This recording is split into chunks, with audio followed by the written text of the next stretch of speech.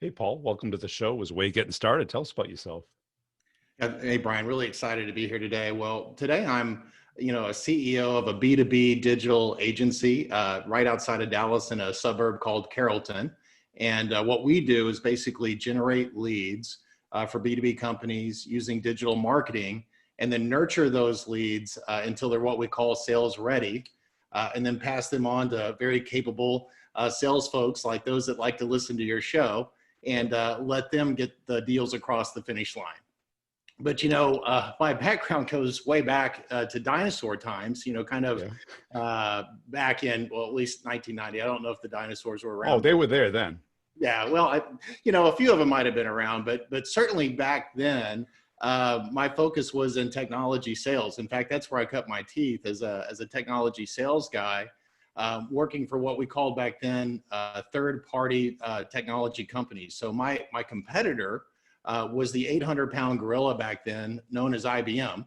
And I know you know something about IBM, Brian. You had a little bit of a stint there, it looks like, A little bit, on yeah. your resume, right? So, I had the fun job back in the 90s. One of the great things about being in technology sales back then is you got some of the best sales training that was around. And so certainly had some great sales training.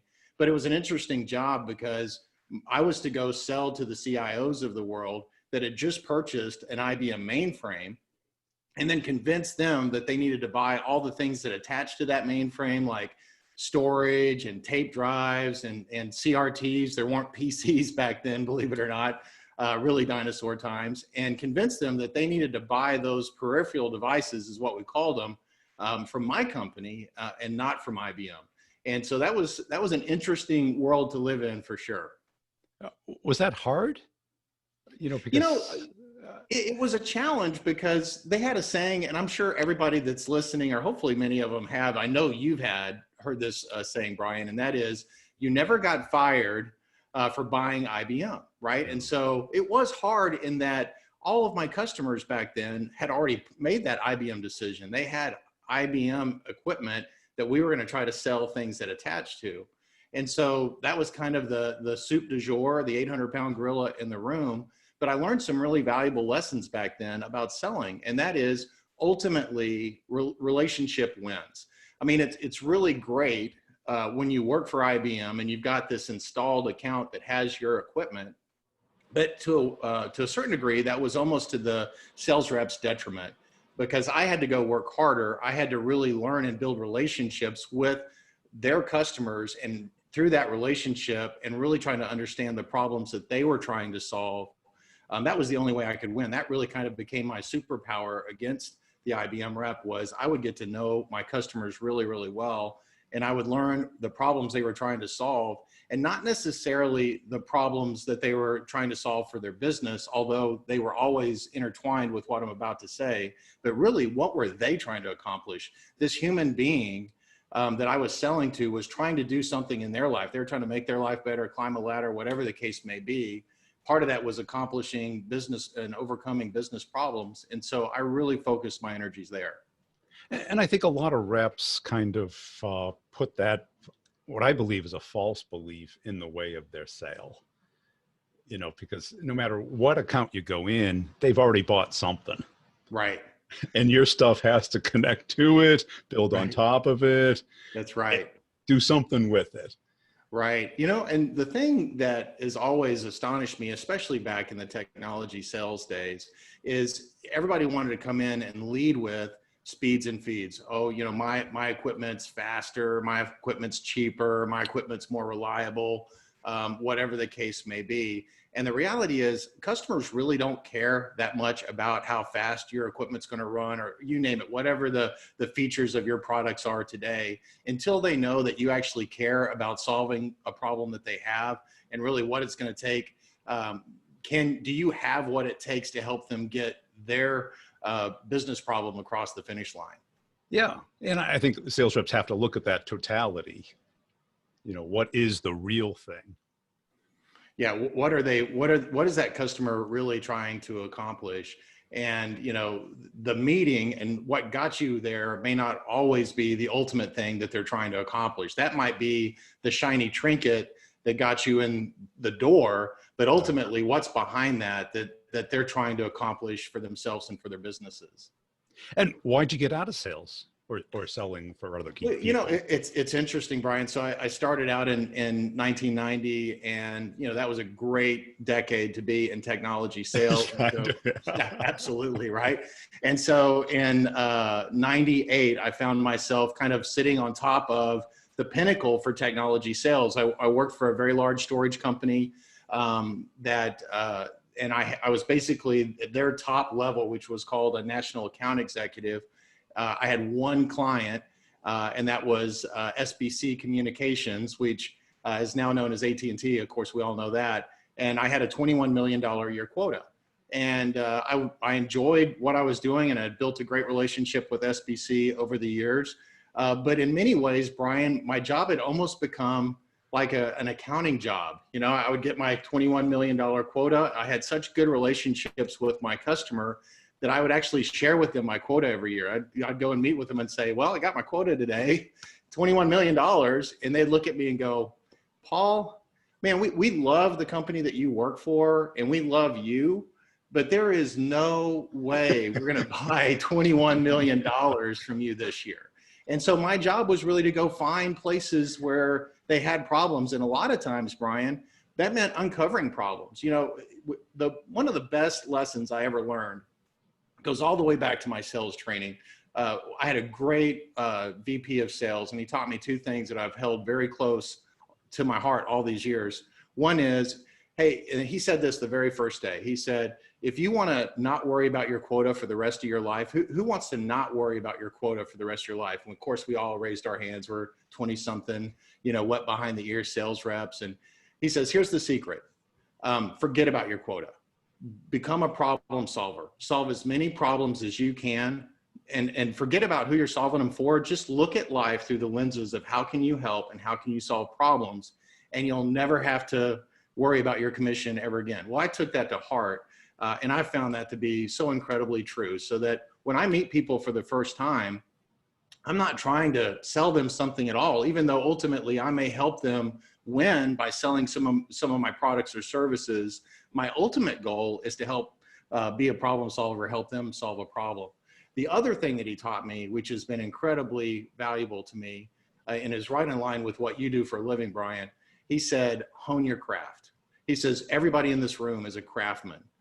Just like, you know, a blacksmith, just like an artist, you are a craftsman. And so it is your responsibility throughout your career to hone your craft. And so, you know, I look at what you do, Brian, and I have so much respect for that, because even in today's world, look at how much sales has changed since the 90s. And I know you were around back in the 90s as well. So, you know, we didn't have the internet, right? Yeah. So, you know, it was interesting. Tell me about it. Yeah, exactly. You know, in a way, selling in the 90s, you know, you might think, gosh, that must have been hard because, you know, you didn't have the internet, you didn't have access to information like you do today. But in many ways, I found that it was easy, in that a sales rep, especially in technology or the complex sale, as you like to call it, we were the gatekeepers of knowledge. If somebody had to figure out how to solve something, they couldn't go let their fingers do the walking on Google, right? They had to call somebody and say, hey, my backups aren't running fast enough, and I got to figure out a way to get them to run faster. What would you do, right? And so we were the gatekeepers of knowledge. Today, sales reps have a different challenge in that buyers have ubiquitous access to information. They're self-educating, and they're not going to sales reps to gain that knowledge. So it's much more of a relational situation today, in my mind, than it was back then. Right. You know, because I remember in the 90s, you know, briefing people, you know, you could sell a briefing. You know, you know, you could call up a CIO and you go, Sure. Look, I don't know what stage you're in, but I wanted to give you an update on what's going on. And they'd be like, sure.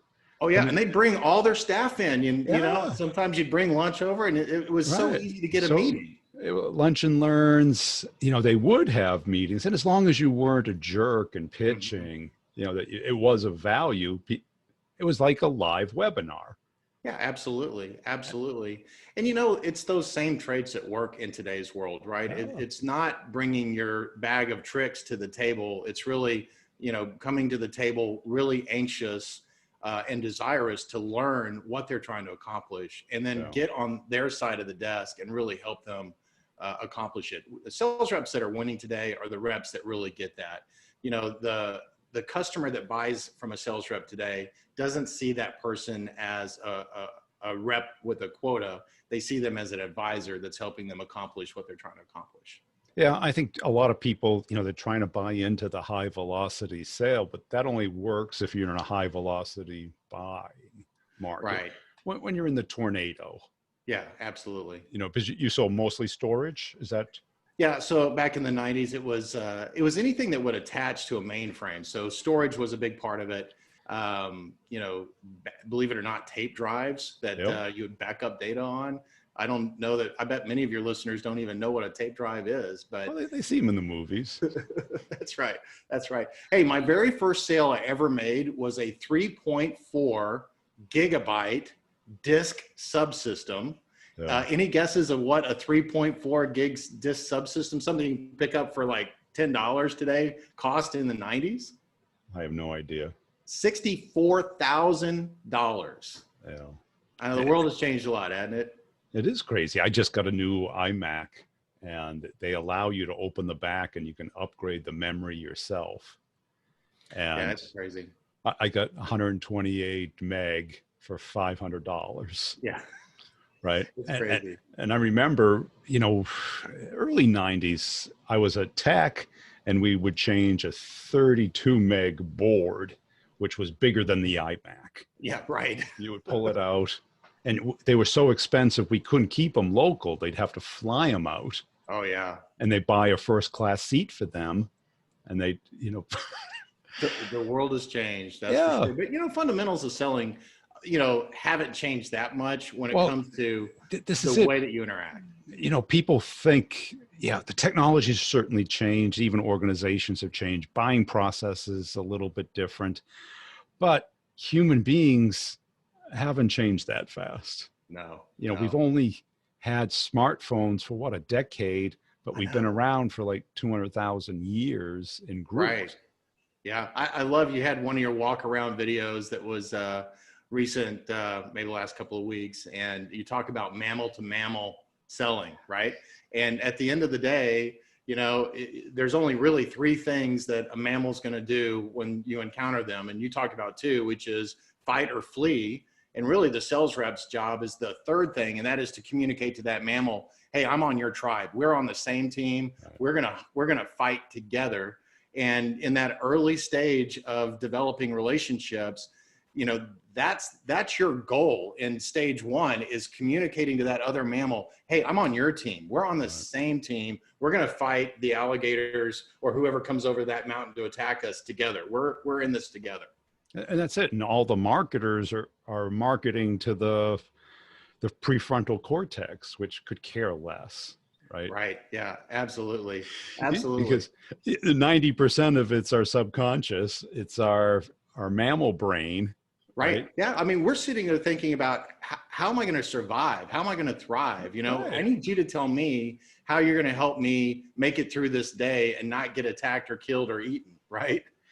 Yes. Where's my dinner? Where's my next nap? Right. Exactly. And how do I stay dry tonight? Yeah. And that's why, you know, even in what we do today, you know, we feel like marketing's job so much is, you know, giving the buyer the information that they need to get into that logical part of their brain so that at least they're informed, because it always kind of starts with, I have a problem. How can I solve this problem? I think marketing does a good job of giving the words to a potential buyer that help them understand, hey, this is a company that's qualified and has some perspective on how to solve my problem. And that's important, but ultimately it has to get handed off to a sales rep when it's time for, you know, I get this company's qualified to help me, but do they actually care about helping me? And only a salesperson or a mammal is going to be able to communicate that. A marketing department's never going to be able to communicate that. They can't, because the companies, especially in B2B, the list of things that they can spend their money on is infinite. Yeah, right. But they only have enough time. They have more time or more money than they have time. Right. Yeah, that's absolutely right. And in a way, you know, you feel like ubiquitous access to information has given them more efficiency. And, you know, we get into that efficiency versus effectiveness, right? but does it really make them that much more effective? You know, No. I don't know that it does. And that really is the value that I think a sales rep brings to the table is, you know, ultimately it's kind of like the Chinese menu. You go to the restaurant, a Chinese menu, and like, I have no idea what I'm going to eat because there's 500 things on this menu for me to pick. Well, that sales rep is like that awesome waiter that can come along and say, well, hey, these are the things that are really going to be right. You're going to love this, right? And that's something that, you know, the internet can't really provide, that a human is going to help them once they've established that trust and that they really care about helping them. And that is a good analogy because, you know, a good waiter or waitress will ask some questions. It's like, what do you like, seafood or meat? Oh, no, I'm vegetarian. Well, I'm not a vegetarian, but when they come in here, they really like this because of this and this. Have you ever tried anything like that? Yeah, that's a great point because, you know, a lot of sales reps will play that waiter and go, have you tried our The steak? lobster? And you're like, I don't eat meat. I wish you'd asked me that first, you know? Well, then we have a porterhouse. Exactly. Because I'm getting paid extra to sell those porterhouses tonight, you know? Yeah. And I think too often we just think it's budget. And it's like, budget is like, I'm busy. It has no meaning to anybody. At the end of the day, businesses are going to spend money to to overcome problems, right? I mean, there is budget, it's just finite, right? And so as a sales rep, you're competing against all the other, not just sales reps that are trying to win the business, but every other sales rep in every other department that is competing for that finite budget. Because, you know, when buyers buy, there's really kind of three things that need to happen. One is they need to have a problem to solve, right? You're never going to sell anything unless that customer has a problem. And sometimes your job as a sales rep is to help them see the problem because sometimes they can't even see it, right? But number two, and often I see sales reps forget this part, is understanding that the status quo is always easier than change. Change is always hard. So yes, I understand there's a problem, but I don't know if I want to change. And so you've got to help them understand that there's probably more pain in status quo than the pain of change to solve your problem.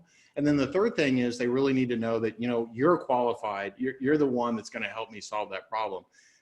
And it's the sales rep that can accomplish those three things that is going to get their piece of that budget. And that might be budget that's going to the accounting department, and you're in technology. Ultimately, it's who they believe is going to get them across the finish line the best. Yeah. And I think a great example is like when Amazon was looking for the next headquarters. Everybody was throwing tax credits at them. Oh my gosh. Yeah. And it was like, and I was sitting down, I go, he's the richest man in the world. Budget is not the issue. Right. Where does he want to hang out? Yeah. He wants to hang out in New York City because he's getting divorced. Yeah. And he just spent $60 million on a penthouse there. He's going to pick New York. And he just spent, you know, $5 million on a house in DC. And he just bought the Washington Post. So probably the DC area is next. Right. And everybody should have been selling how great it is to live in my city and it's close to an airport. Don't go giving away tax credits that you're not going to get anything for. Yeah, I know it. They just were focused on the wrong things. Yeah. And then New York screws it up. And yet, no matter how badly they screwed it up, they still do work there. Right. They're still hiring people as fast as they can. I thought that was one of the most brilliant things ever, though, to come out and say, we're going to pick a new headquarters. And, you know, I live in Dallas, so we thought for sure they were going to pick every Dallas, city did, right? Our city's best. Yeah, exactly. But you got to understand who's making the decision. Right. Ultimately, it's a person. You got a 55-year-old, newly single, wealthiest man in the world. Right. Where does he want to hang? Exactly. Exactly. And it just goes back to, you know, yes, there are issues and challenges and things that I need to accomplish a goal, but there's a human being that you're selling to. And that goes back to what I was saying about competing with IBM. I mean, I was forced to, it was one of the best lessons I ever learned, to really get to know my customer and to get to know them better than the IBM rep did. And quite frankly, and no knock on IBM, it was easier because when you have the IBM moniker and that's on your business card, you don't feel the need, like, I don't really need to get to know you because, hey, you never got fired for buying from me, right? But I had to go be scrappy and find a way to make my quota. And the only way I could do that was really getting to know my customer and understanding, you know, hey, do you want to live in New York? Do you want to live in Washington, D.C.? Right. How can I help you accomplish that, right? Yeah. And that's it. You have to understand the other person and their whole motives, not Right. just cost. Right. Right. Absolutely. Now, how'd you get into the dark side of marketing?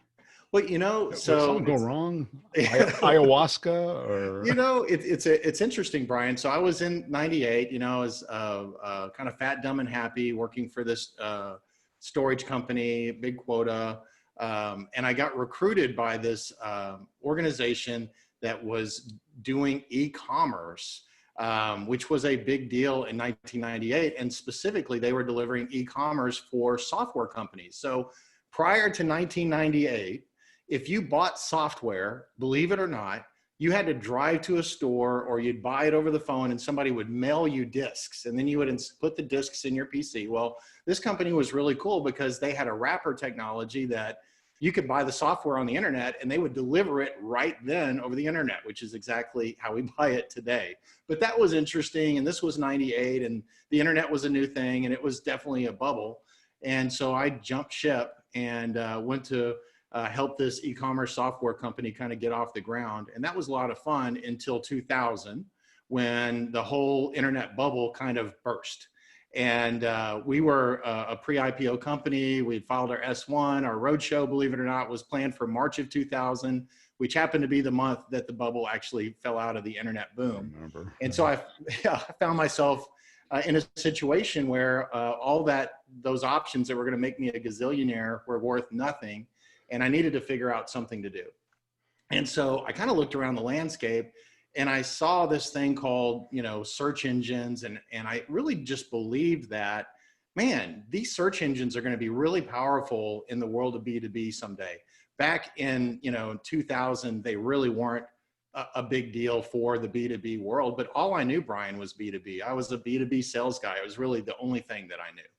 So I decided that I was going to start my own B2B search engine optimization company because it was something better to do than nothing, right? And, you know, necessity is the mother of invention. So my dad happened to have a data center outsourcing company at the time. He became my first client. And so we optimized his website. And then I got very fortunate to bring on a client that's a huge software company down in Houston. They became my second client and we were off to the races. It was really easy to get a client to rank very high in the search engines in 2000, believe it or not. I remember. Yeah. And so what happened though is shortly after that, we would, you know, we'd bring on clients and they were all B2Bs and we'd say, hey, look at these great rankings that we've got you in Yahoo, Alta Vista, and Lycos, right? Because Google wasn't around back then. And they would go, oh, that's awesome. You know, Paul, I really love that. But how are you helping me? You know, I'm not getting any leads. I see that I'm number one for this key phrase, but it's not turning into leads or anything that I can sell. And so we morphed into, you know, helping people get rankings to actually getting involved in, you know, what we call UX today, messaging and what do people see on your website. And we kind of had to because we were driving the visitors. They just weren't able to convert them with what they had on their website. Yeah. And that eventually just continued to grow. You know, Google happened and then pay-per-click, paid media happened. And so we just evolved as the industry evolved.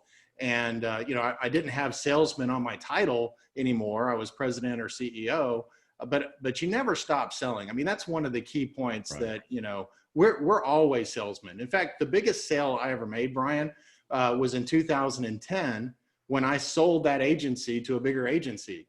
You know, I made over $1 million personally making that transaction. And I wasn't a sales guy at all, but I certainly was selling that year as we were going through that process. So went to work for that company for 3 years as part of the deal, and then left and started Vindy in 2014. And, you know, the world has changed a lot for B2Bs in the last 6 years. I'm really excited just to see, some of the things that are going on, especially with sites like LinkedIn. Yeah. Brian, you've done such a fantastic job of building your brand and getting well known in LinkedIn. And quite frankly, one thing that I wanted to be sure I shared today is, everybody that's listening to this podcast has an opportunity to be you. I mean, we're all media companies, but nobody right? wants to. Yeah. Well, I think, what you're doing online, you've done a great job of really translating your skill set into something that is consumable in a way that people want to consume it. And that makes you a media company. You're the same as ABC, NBC, CBS, you pick the alphabet, right? But the point is, it's not just you, it's not just me, it's everybody listening to this podcast is their own media company. And it is super important for you to get out there and to share your subject matter expertise, be what I call a concierge. Just like we have concierge at hotels, our job needs to be a concierge digitally, right? And concierge don't sell people anything. They actually help you have a great time, right? Hey, Yeah. where's the best Chinese restaurant? Well, it's Right. down the street. Where's my meeting? It's upstairs, right? Our job in digital as we build our brands is to be that concierge in the industry that we serve. Whatever that industry is, more about that industry than your customer does. Take that opportunity to be that concierge, which ultimately goes back to helping people. It's a great analogy. Hey, Paul, this has been fun. Where can people go to learn more about you and your work? The best way to connect with me, Brian, would be on LinkedIn, just Paul Slack. Happy to connect with you there. And then if you want to check out my company, it's just vendidigital.com.